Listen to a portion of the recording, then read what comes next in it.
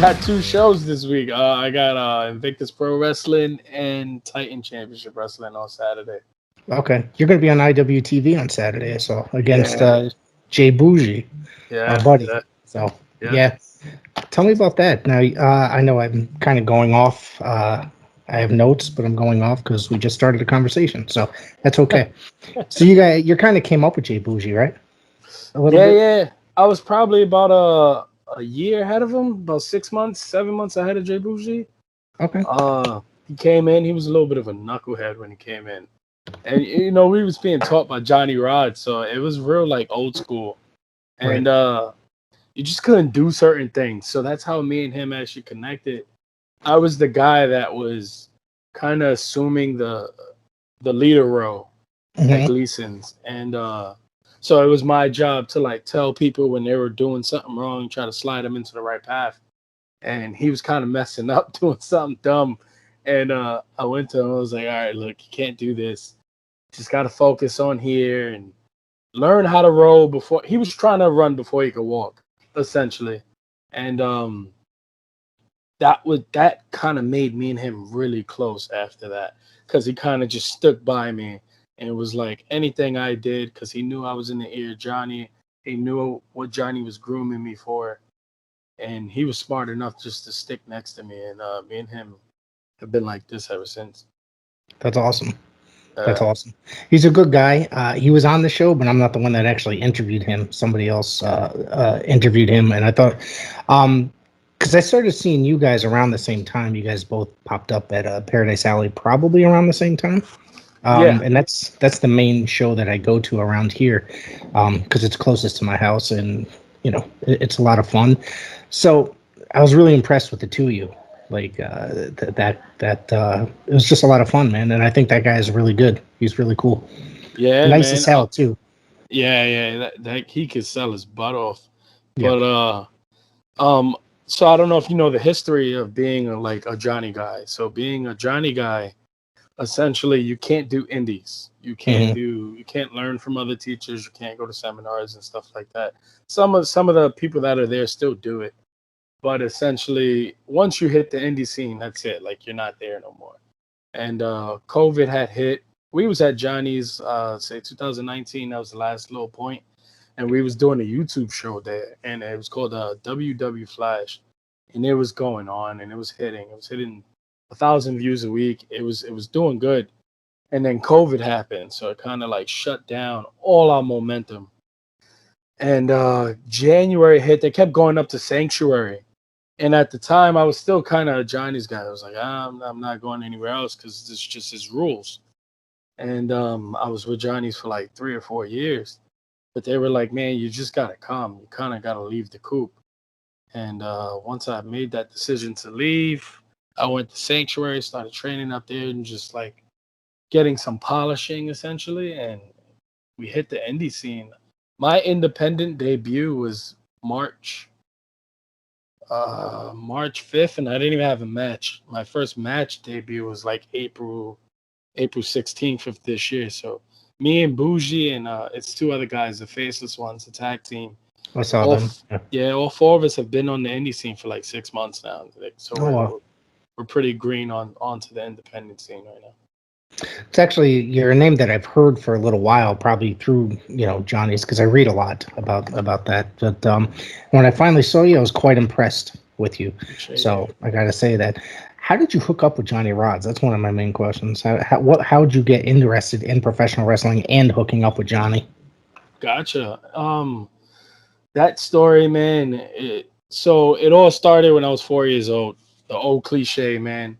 Yeah. My first wrestling event was WrestleMania 10. I was 4 years old at the Garden, and it was the Bret Hart event. That was kind of where it kind of started for me. Hmm. And then I don't know if it was 2001 or 2002 when Triple H came back from the injury. Yeah. I was at the Garden that night, and that was the night for me where it was like a little teenage boy. It was like, this is what I want to do when I get older. I haven't had the picture perfect life. I'm the kind of guy that learns from his mistakes, Hmm. and I have four beautiful children. My kids my first kind of stopped me from pursuing wrestling. Then I had a second, so that slowed me down even more. And then I finally got into it, uh, man. And it all started one day. I was at the Barclays Center, and this is right around the same time when WWE first started going to the Barclays. Barclays just opened, and I lived right across the street from it. And I was probably in one of the worst depressions. I was in a very dark place mentally for Mhm. myself, and wrestling was just always there for me. Wrestling was always that outlet to go to. It always took my mind off of anything going on in my life. The network had kind of just started, so I was head first into it. I was loving all the documentaries, loving Legends of the Round Table. I was watching everything, and I just was like, why not try? Why not just try to get into this business? I'm so close to it. I'm so into it. I talk about it with all my friends and family. They all know I love it. So why not do it? And I was looking up schools, and it was between two schools for me because I'm in the New York area. So it was House of Glory. Heard a lot of Mhm. things about House of Glory, a lot of good things. Amazing Red was teaching down there. And then I came across Johnny Rodz, World of Unpredictable Wrestling, and the resume spoke for itself. It was the ECW guys, Devon, Taz, all the Dudleys, basically. Tommy Dreamer, Big Cass. Like the list was there. It was right in front of me. So it was one of those things where it was like when when one of these companies does my documentary one day, I want my story to be told with some lineage behind it. And that was the pedigree to put behind me. So I had called Johnny up. He told me to come in, and I never forget it, man. I walked into his office at 10:30 in the morning. I thought I was going to be there for like a half an hour. He told me to come in for an interview. I left that office with him 11:30 at night, and he drove me home. Like, it was the moment I remember being in the Barclays Center watching all the wrestling, just wanting to be one of the wrestlers. Right. And being in Johnny's office that day, it was the closest thing I ever felt to it. So it was a no-brainer for me just to join up with him, learn from him, get his guidance. I'm biased. He's the greatest trainer in the world today, one of the greatest to ever do it. Him, Killer Kowalski, those are two guys right there that in the Northeast basically created the whole wrestling scene. When you think about the Right. lineage, Modern era, yeah, especially in the Northeast, yeah. Were you familiar with Johnny Rodz prior to calling him up and meeting him, like his work in the WWF and such? yeah. So my grandmother was huge into wrestling. She kind of started my love. Her favorites was Pedro Morales, Classy Freddie Blassie. So I grew up with like learning those names. And Johnny Rodz, when we had the old VHS tapes of the Mm-hmm. wrestling classic, he was always like the guy in the first or second match or in a tag Yep. match or Jose Estrada. So I knew of him.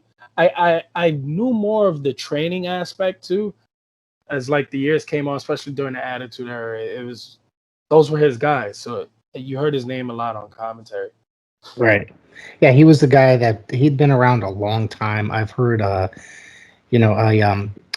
remember I don't know if you're familiar with ever heard of a referee now retired, Dave Dwinell. He worked for the New York State Athletic Commission, but I guess his first match he ever um, had or refereed was Johnny Rod's match back in like 1984, and he said that he was so nervous going in to meet Johnny, and he said Johnny basically mentored him and helped him through the match because at the time it wasn't, I guess, it was, for lack of a better term, exposed. You know what I mean? Not everybody knew this guy being a state athletic referee had no idea what he was really getting into, but Johnny really mentored him, helped him out a lot uh, uh, throughout his first match. So that was pretty awesome. He sounds like an awesome guy just based Yeah, on that. that's who Johnny is, and everybody who walks through his doors, man, you'll be surprised by the names that have walked through his doors. But every single one of you will tell them he teaches you how to become a man or a woman. He teaches you how Mhm. to, get your life together, and then he teaches you everything about the back end of the business to make sure you can handle everything thrown at you. So, man, Johnny Rodz is the reason I am who I am today. So, nothing but praise for him. Why doesn't he allow, or not necessarily care for people to work outside of the WUW? He's an old school guy. Hmm. Very, very, very old school guy. And when he was in the business, it was a black eye. Like I've done my history. I've learned my lessons and looked through it throughout the history. Being an independent Mhm. guy back in the 80s and the 90s was almost a black eye on a wrestler. It was Yeah, almost it I was get what almost you're saying. I'm sorry to cut you off. I'm sorry, no, yeah. but like I get what you're saying. But at that point, um, you know how like the territories used to like build up a super show if some outlaw promotion was coming in. But I mean, by that time, I guess it was kind of faded out, that kind of whole system. I guess that's kind of sounds like what he was That's doing in a way. that's exactly what he was doing. Exactly. He still does it today. Yeah. Um, and it's just his way of teaching. He doesn't want Hmm. any other kitchen cook in the kitchen. That's just Right. how he is. I mean, it sucks, especially Hmm. like for today, because I feel like a lot more people would know about a lot more Johnny Rodz guys, and his school would be full if all of us was to be let out and come back and bring it back to him. It Right. would be a real different dynamic. But it is what it is, and you have little Johnny guys trickle out once every few years. Yeah, and today for professional wrestling, especially independent wrestling, it's like amazing. It's such an amazing time. People are going everywhere. There's so much there's so much to do on the independent circuit. It's Yeah, amazing. yeah, And COVID shut it down for almost 2 years. It was kind of, but it hit the independent circuit really hard. The majors suffered, but they didn't suffer like the independent circuit. yeah. But I think the independents really started to recover in the last however, what, 6 months or so since people started running shows again. How long has it been since New York started running shows? New York still isn't open. Oh my Uh, God, really? yeah, New York. I know this month they're starting to let some indie shows starting to run with the athletic commission again. There Hmm. was some little underground shows here and there that kind of ran without the permission, but who cares, you know? It's wrestling. You can't hold it back in New York, man. I know, right? And but yeah, so my return to New York independent wrestling is gonna happen November 13th in New Evolution Wrestling. Okay. Um, yeah, in Queens. That's gonna be back. And no, matter of fact, I'm back in New York at La Boom on October 13th or 16th, one of those Okay. days. Okay. So yeah. Where are you working then? Well, I'm doing a show on October 16th. It's a AAA CMLL. They have a bunch of guys come out do a La Boom show. La Boom is like Okay. huge. La Boom's like the mecca of the New York indie scene. Okay. Like if the show's running at La Boom, it's a big deal. That's where Evolve used to run all their shows. NXT ran a couple shows there. Gotcha. So it's at La Boom, and then November 13th, I'm back at New Evolution Wrestling. That's awesome. So tell me about what was your first match like, and who did you wrestle? Oh man, my first match. That's a good memory. It's one you never forget, man. It was at La Boom, my Okay. first ever match. I was in a tag team match. It was me and a tag team partner, a good friend of mine's named Ernesto, um, versus a guy named Jared and a close friend of mine you've seen at PAPW Ransom. Um, Just he discovered was him. He just started a couple months back there. I'm sorry to cut you off Yeah, again. no, yeah. He was actually in my first ever match. He's like 5, 6 months ahead of me training wise, and it was a tag match. It was awesome. Everything. Forgot. I don't remember a single thing about the match. All I remember is the footage that I have that I could go back to, and the one funny story I have about that night. They was like, "Well, PJ, you got to go over with a finisher. It's your debut. Johnny wants to do something for you. You've been training hard." So I'm like, "Okay, cool. I don't have a finisher. I've been training for a month. I was a month in at the time. And being the mark that I was, I go, can I hit a rock bottom? And everybody goes, no, you can't hit a rock bottom. What are you doing? So I remember the move I hated the most was the full Nelson slam. I hated that move. I thought it was so boring. And that was the first move that came out my mouth. I was like, how about a full Nelson slam then? And everybody was like, yeah, hit it. And I remember going through the curtain. I was like, why did I say that? Why did I say full Nelson slam? And funny enough, it's been my finisher ever since. So it's kind of stuck with me. Oh wow! Now I recently I did a little bit of studying on you before we came here today. So I watched your interview with Don Kinkade Yeah. that you did. Don is a great guy and a very important person to the independent scene in the Northeast. Like Yes. So anytime I get a chance to put him over, I will here. Sometimes he's the only one with the camera in the building. You know, Yep.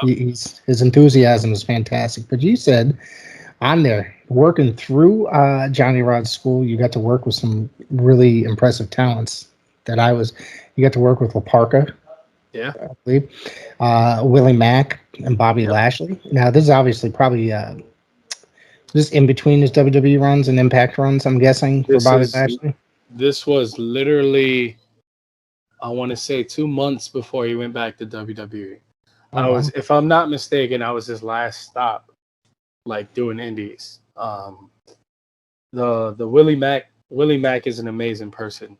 I Love got that nothing guy. but huge Yeah. respect for him. Like, he's funny backstage. He was kind of one of the first like names I've ever wrestled. I also wrestled one of the Mexican legends by the name of Kinkade, Hijo de la Park. Man, it was a whole bunch, but the Bobby Lashley one was insane.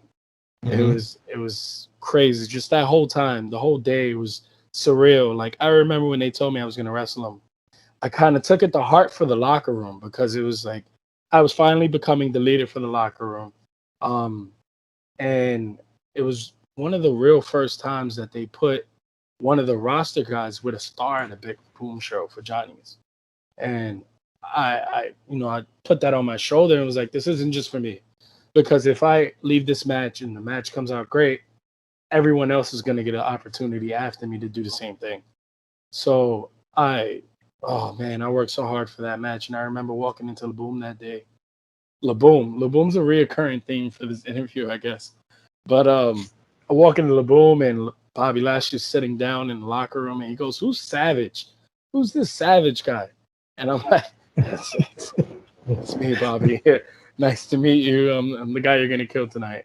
But amazing match. It was easy. It was kind of like I remember CM Punk. CM Punk had an interview where he was like, when he first wrestled Eddie Guerrero on Independence and he got that chance, it was his coming to moment where it was like, if I can go with Eddie, I can do this. And it was the exact same thing for me, where wrestling Bobby Lashley was just like wrestling anyone else for me.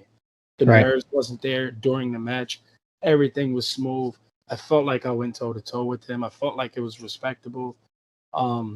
It was a big thing for my growth as a professional wrestler. So that match was huge for me. And then to see him become WWE champion. And Bobby Lashley still kept in touch with me throughout after that, just giving me advice, telling me cool things. He gave me his number after the match. A lot of wrestlers don't do. So Right. he's one of those good guys in his business.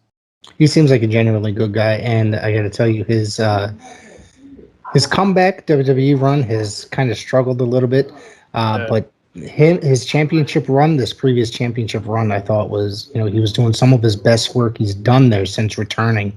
I mean, he got stuck in that romantic storyline, which I always hate when they do. Storyline. Yeah, like I hate when they do stuff like that. But the WWE Championship run that he had, I thought was pretty freaking amazing. So yeah, definitely, his run was phenomenal. It was very respectable. So you want to tell me about any other names that you wrestled there at the World of Unpredictable? That anything shining moments before we break away from this?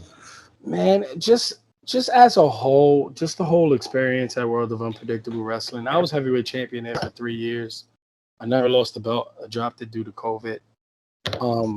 But just learning how to become a locker room guy, leading a locker room, being one of the guys that help break down, set up during every show, that was kind of it for me. That it taught me how to be a professional wrestler. And being on the independent scene now, I would be clueless. I would be dumb if it wasn't for everything I went through over there.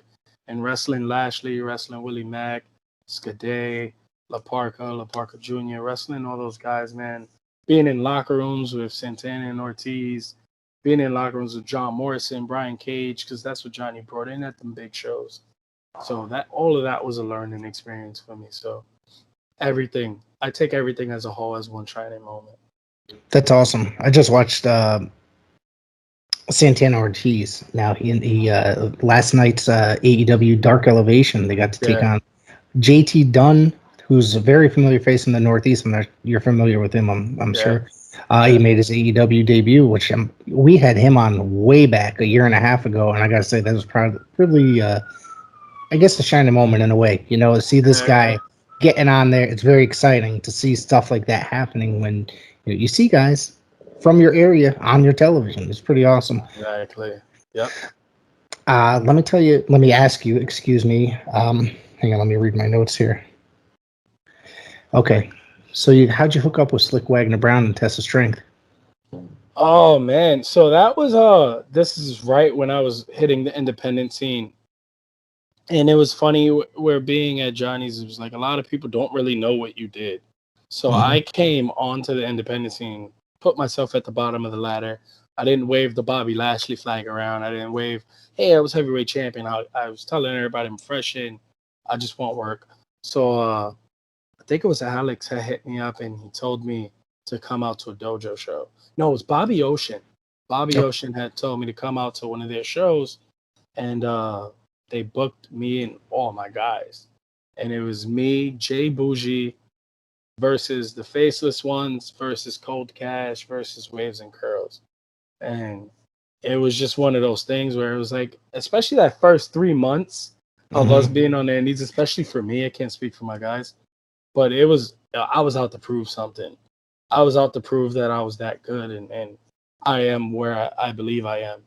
And so every time I walked a curtain, it was just like I wanted people to feel me. And getting in through Slyck Wagner Brown's door, that was one of those moments. You have to have that energy and that aura with you when you go through the locker room and you go shake his hand. You want each other to feel each other's presence. He's a legend out there in the Connecticut. Absolutely, scene. yeah. He's somebody I have tremendous respect for. I would love to work with Test of Strength again in the future. It's definitely gonna happen. But Slyck Wagner Brown, man, I got nothing but respect for him. That guy's awesome. He's been around a very long time, and he's another Kowalski guy that we are just talking about. Yeah. And he's one guy. I'm just, how do you not end up on television on a regular basis? That's one of the things. Because growing up in the earlier 2000s, I really thought that was going to happen. You know what I mean? That he was going to be one of those stars out there in the regular. So not only that. What about XWA? They're out of Rhode Island, I believe, right? Yeah, that's actually probably, I would say, probably one of my favorite places to work. Period. I've heard that. I've heard it's a great place. You see all the stars hanging on the wall, all the guys that have been champion there, Austin Theories, everyone, the Sammy Guevara's, everybody has been champion, walked through those doors. And I remember the last show that I did their last show, their pay-per-view. Rumblelution with Kurt Angle on it, and getting to be in the locker room with Kurt, Chris Masters, Gangrel, JT Dunn, Danny Limelight was there, Vincent from ROH, Matt Taven, all those guys. That's what XWA is, kind of like that big New England family. It kind of, to me, XWA really represents that kind of New England vibe. It's a lot of New England guys there. But they bring in talent, and XWA is one of my favorite places to work. And before I sign a big contract, wherever I go, I want to hold that XWA heavyweight title. That is a big goal of mine. No, I just saw you. I just watched a video. You wrestled Steven Garcia there. Is that correct? Yeah. He was one of my matches there, Sunset Steve. Yeah. Tell me about that match. He's a Paradise Alley guy. So yeah, he is. And when they told me I was wrestling him that night, Jose Garcia, huge respect for Jose. Jose came up to me. He's like, I got a green guy for you. I was like, man, bring him on, man. You know, it's Johnny guys. We love handling other people, like especially the newer guys. Make them feel comfortable because we have that intimidating aura to us, but we're nothing but teddy bears, especially with the newer guys. So he told me he was new, and Steve came up to me. He was like, yeah, man, you're like my, I think he told me, I was like his 12th match. I was like, you're counting? I guess when you're that new in, maybe, right? yeah, I lost count, man. But he was counting his matches, and I was like, look, man, we're just gonna go out there, have some fun. And I kind of wanted, like, one of the things about me as a professional wrestler, I want to elevate the guy that I'm wrestling. That is a huge goal of mine.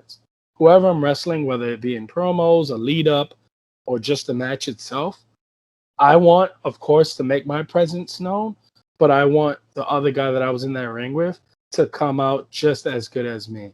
And that night was especially like that with Sunset. I wanted to put him on the map. Jose's telling me he's new, and I could tell Dustin was watching Flash.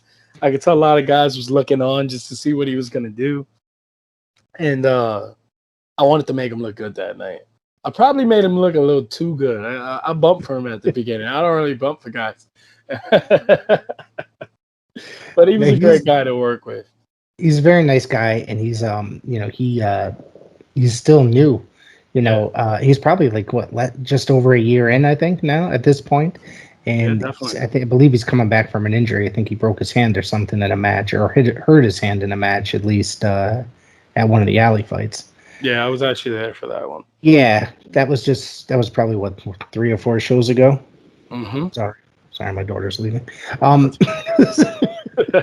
This happens in my house. Sorry. Tell me before we move on to this. Is there anything else you want to add about XWA? Whoever else you met there, wrestled there rather. Excuse me. Man, huge shout out to Mike Antonucci. That man, I call him the Vince McMahon of the New England scene. I remember when he was at PWA, the alley fights recently, and he was in his trailer, and everybody was like, "Oh, Mike's here, Mike's here, Mike's here." I was like, oh, "God, this guy has that Vince McMahon vibe up here, huh?" He's gonna kill me for saying that, but yeah, man, I love XWA. I can't wait for XWA to come back. I'm patiently waiting for XWA to come back. I want to be one of their guys. I want to be one of their guys going into the future. I want to be able to put that XWA flag in the ground and have them be proud I'm one of the guys that represent them.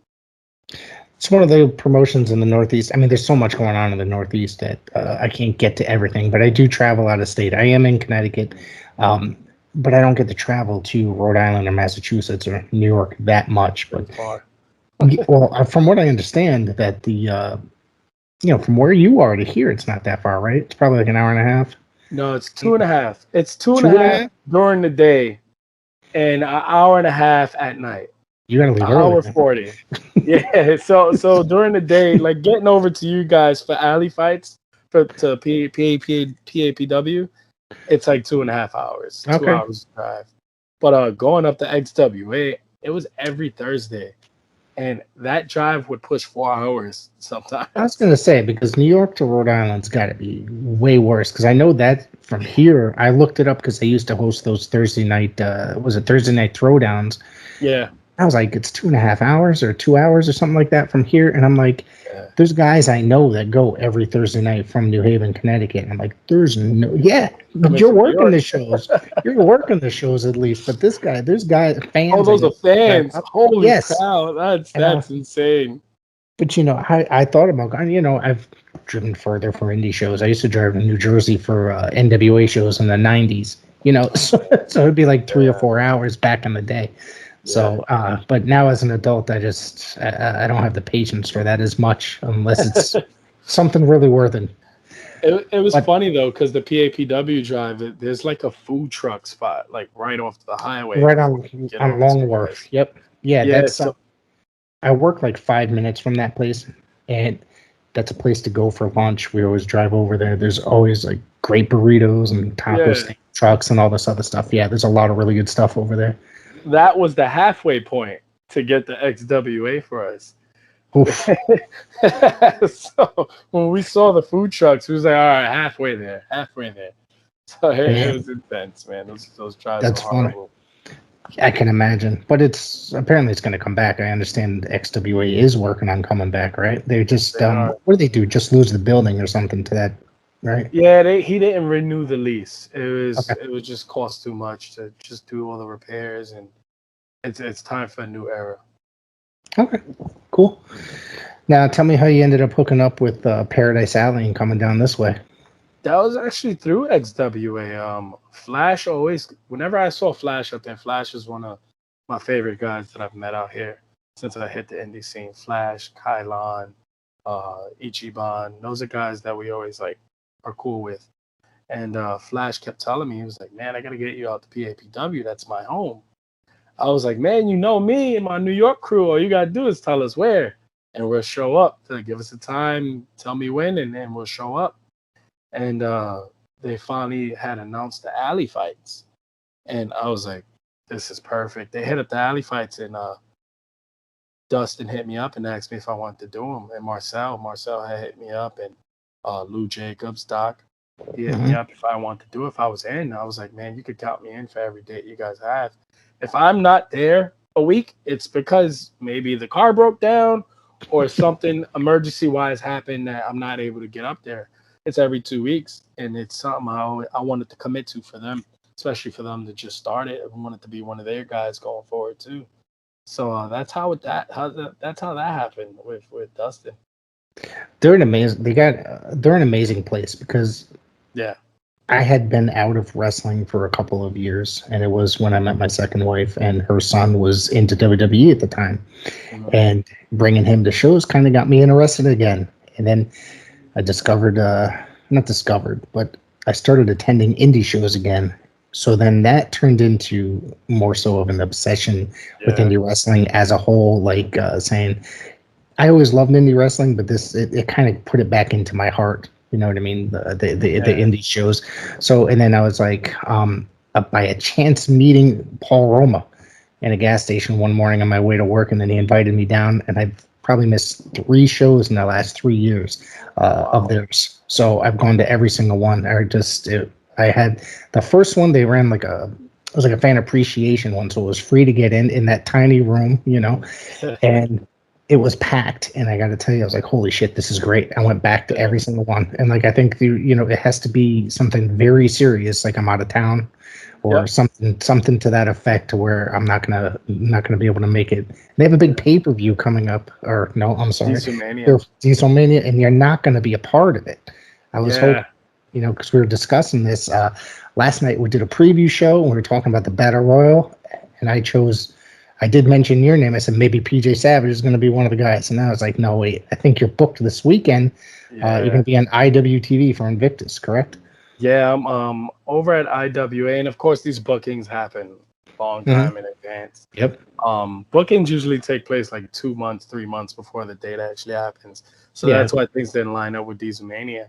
But I'm actually double booked this weekend, just like I was last weekend. Last weekend was worse. Last weekend I was in Massachusetts for Shut Up and Wrestle, and then I had to go to Nutley, New Jersey, and wrestle.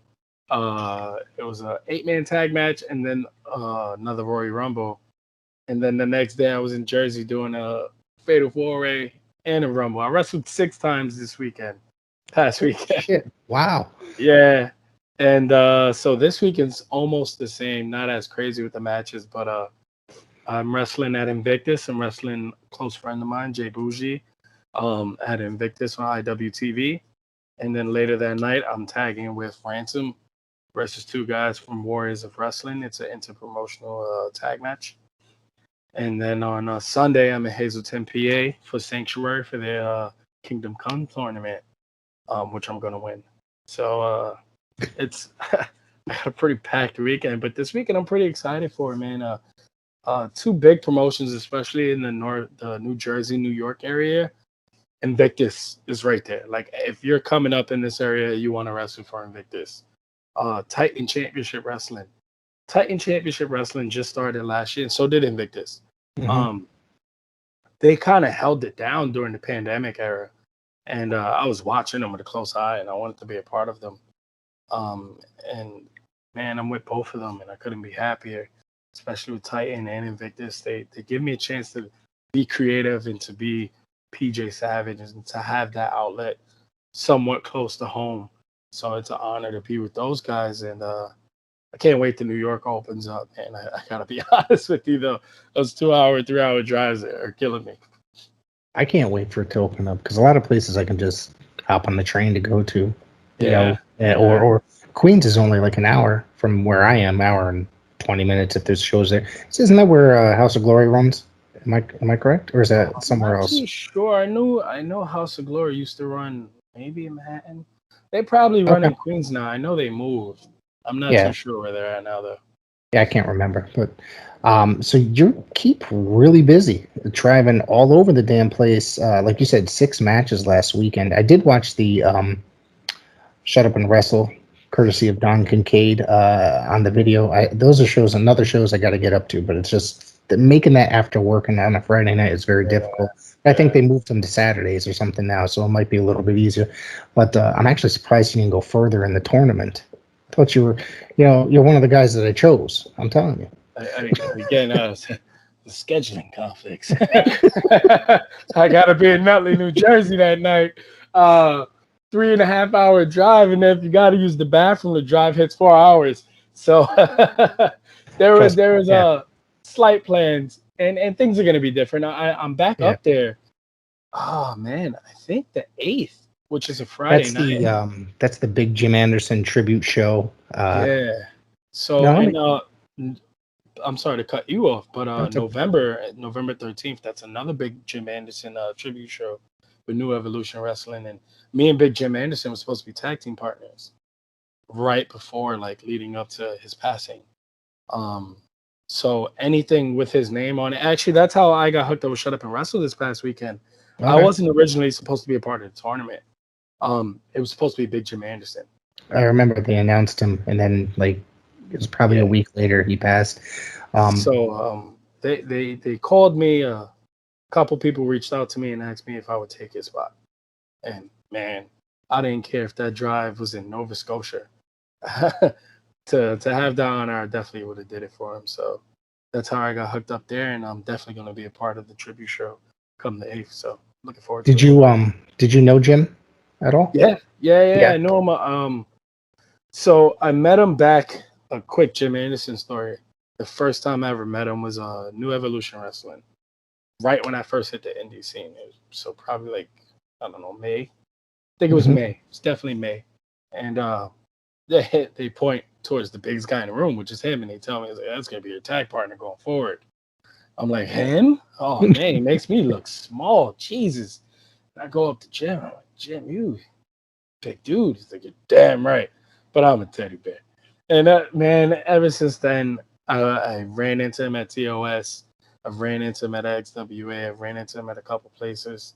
One of the tragic parts for me was a week before his passing. It was maybe, I want to say 4 or 5 days. He messaged me because I believe he was going to be at PAPW Alley Fight, and he couldn't make it. And he was like, man, this sucks that we keep missing each other. I can't wait to see you and give you a hug and have a drink. And I was like, it's going to happen soon. And then, unfortunately, a couple days later, I found out about his passing. So it hit me hard. Just knowing Jym and talking to him, I wish I would have known him more, because I know the connection he made with so many other guys. So many guys that I'm close with, Dustin's, the Kylons. Yeah, he was Don Kinkade, Ryan Frost. I'm so cool with Ryan. So Jym was a good guy. I was actually recording when with somebody, and when Mario called Big Daddy, the Guardian of Chaos, who does the commentary. So it was kind of like I remember, he had to get off the line, and then he came back, and we didn't announce it, but it was one of those things where, we just had a friend that had passed. And I had just spoken to him probably 2 weeks before, and we never talked about wrestling ever. We always talked about music or punk rock. You know what I mean? So he was just a good guy, and that was like the thing that we had in common and through the New Haven punk rock scene. And he's just a great dude all around. And I had him on here a few months ago, and I looked it up. It was only like 3 months before he passed, and so it's it's very tragic. And I didn't realize how much he was actually loved in the Northeast New England professional wrestling scene until he had passed. You didn't realize how many people actually knew who Big Jym Anderson was and the effect he had on the scene here. Yeah, definitely. And it's even felt further down towards the New York area. With New Evolution Wrestling. He was supposed to be a big part of it going forward. They had big plans for him and me and him as a tag team. So, man, anytime we get to honor him, a lot of people don't know. All my loved ones who've passed away, and my friends and family, people that I hold deeply and care about, write their names in my boots. And Jim's name now resides inside of my boot. So I walk through curtain with him every time, man. So Big Jim is a special person. I'm glad to have met him. He touched my life in such a short period of time. But Big Jim, man. Wow. That's actually something that's really amazing. That like what you just said, it's very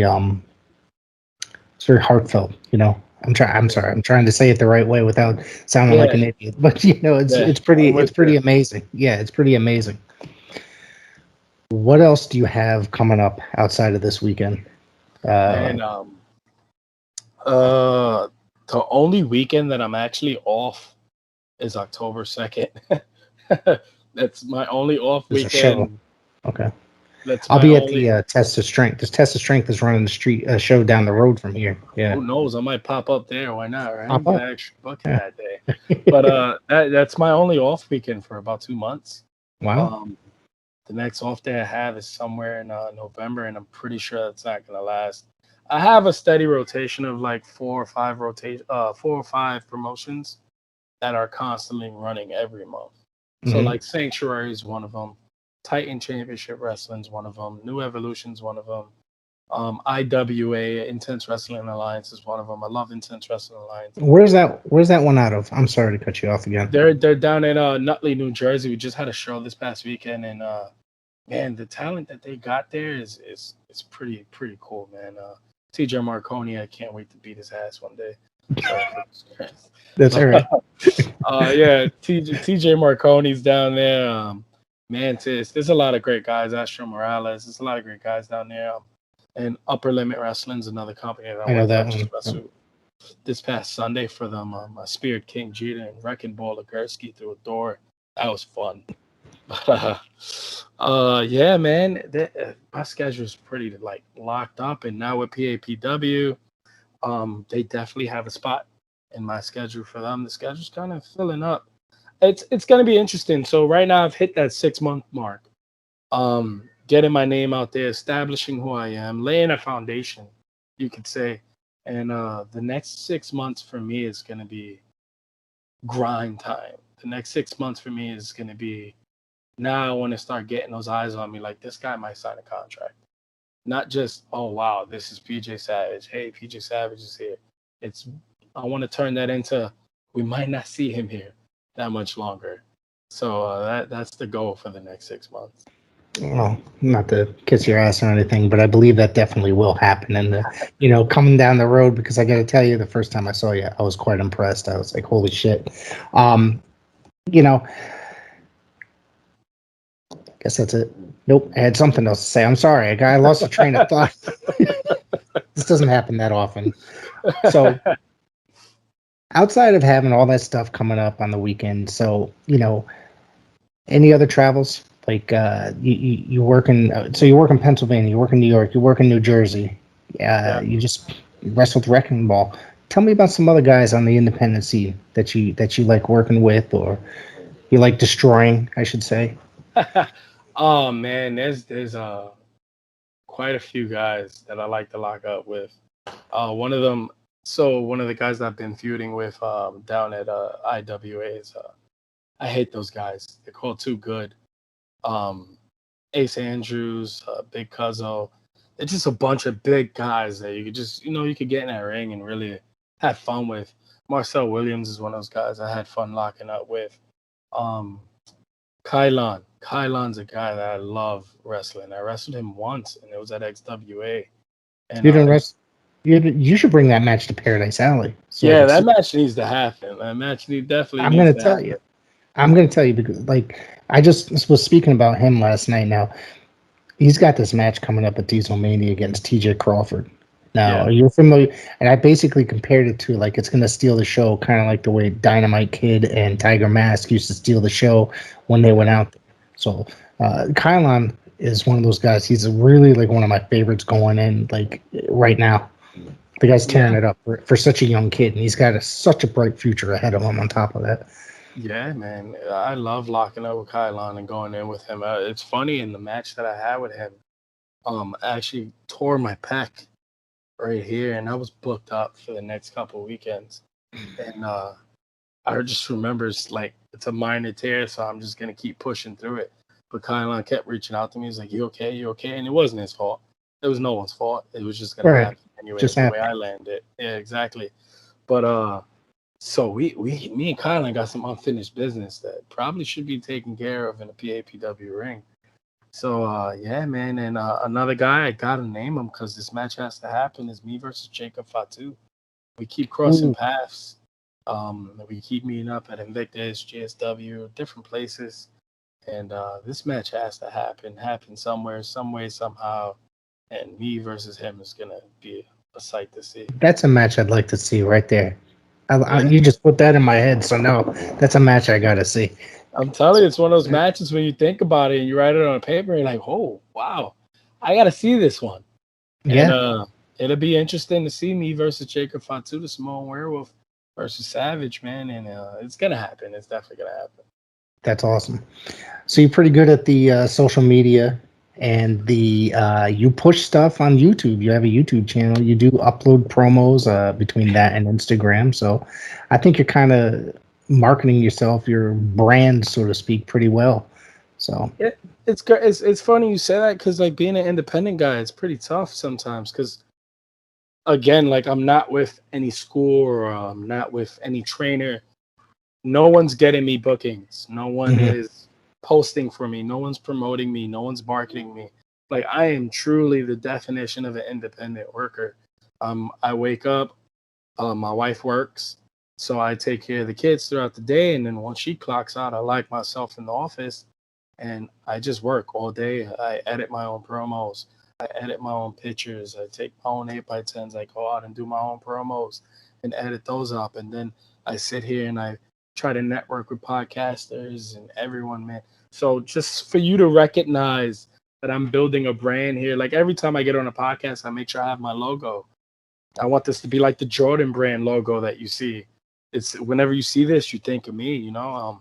So it's tough. It's hard making these shows, doing these dates, but I love pro wrestling, man. Like I told my wife all the time, it's not a job. The hardest part of this is the car rides. The car, yeah, man. It's. I got Randy Orton ass, man. I got no ass back here, man. So it's those car rides, brother. So it's the hardest part, but being a professional wrestler, I wouldn't do anything else in my life, man. That's amazing. That's amazing. And you got a wife that supports that, and you bust your ass to go do that every weekend. And it's that's very important. And like you said, you're out there killing it with the social media and the posting and all that stuff. And it's so vital in today's market. If you're, especially, you're doing it all yourself, you need to be constantly posting. You need to be getting your name out there. That's just the Yeah. way society is today and the world is today. Yeah. It's extremely important. A lot of these people just, I see a lot of people that don't necessarily post and they don't respond, or a lot of these guys don't want to do podcasts. They just they don't have an interest in it. And I appreciate you coming on, because it's like, we're gonna have to do a part two at some point, because I'm Definitely. sure down the road is like, when you become signed to a major company and all that other stuff, So Oh yeah, I'll be back here anytime, man. Deliver news, man. The day I sign a contract, I'll probably break it on your podcast. How about that one? I'd love that. But it's my whole goal is to sit here and give people a platform and to talk about independent wrestling. The majority of the stuff I talk about is independent wrestling, especially the Northeast, because I grew up in the Northeast and it's my favorite uh, area, Yeah. between New York, and to have somebody such as yourself on there, I really appreciate it and appreciate you coming on. So, Thank you, man. and yeah. So is there anything else you want to plug before we hit the road? Just a couple things. Starting a YouTube show. We announced it. So I'm going live on Instagram every other Friday, the off weekends from PAPW. I'll be doing live giveaways, and I'll also be doing just special announcements. Whatever's coming up, whatever I got coming up. And we have a YouTube show coming up, and it's called Takeover right now. I don't know if that name's gonna stay, but Takeover represents me and all the guys that I'm with. All the guys that came out with J Boujii, the Faceless Ones, Ransom, a couple of other people. And it's kind of like a vlog, but it's going to be funny. It's going to have some skits in there, kind of like a Northeast being the elite, I guess you can say. Okay. It's going to have guys from New England. It's going to have guys like Kylan and Dustin, Don Kinkade, even yourself. When we see you at the show, we're going to put you onto the show. I had to film a skit with you. Sure. So that's going to be really cool and interesting coming up. All my dates, you can go check them out on Instagram, Twitter, Facebook. Go look it up. You'll see where I'm wrestling if you ever want to come see me. Yeah, man, that's it's a passion project of mine. I want people like you to see who I am. I want the fans to see the real side of me and to see that it's, what goes into this, the car rides and the injuries and everything. Give you a little glimpse into who I am so you can really get to know who I am. And the last thing I want to say is thank you. Like you just said about giving us platforms. If it wasn't for podcasters like yourself, Don Kinkade, so many other ones that I've been a part of, Jofo in the Ring that I do, that's a Canadian podcast. You guys give us another outlet to promote, to market, to brand ourselves, and to let people in and to see who we are. And it's an honor to be on your show. Thank you so much for the platform. Forever grateful for it. You are now Savage Family, as I like to call you guys that I hook up with. Hashtag Savage Family, and you're definitely a part of it. Thank you for the support you've given, man. When you post up those things on your page, those brighten up our days, guys like me and J Boujii, man. When you posted me up on the podcast page on the Rumble, it was like, wow, man, like somebody actually cares, Somebody's watching, somebody's paying attention. So, man, thank you so much. Heartfelt thank you. Really appreciate it. I really appreciate that. Thank you so much for coming on, and we're gonna see you very soon. Very, very soon. Don't worry. That next day, alley fights, I'll be there, baby. All right.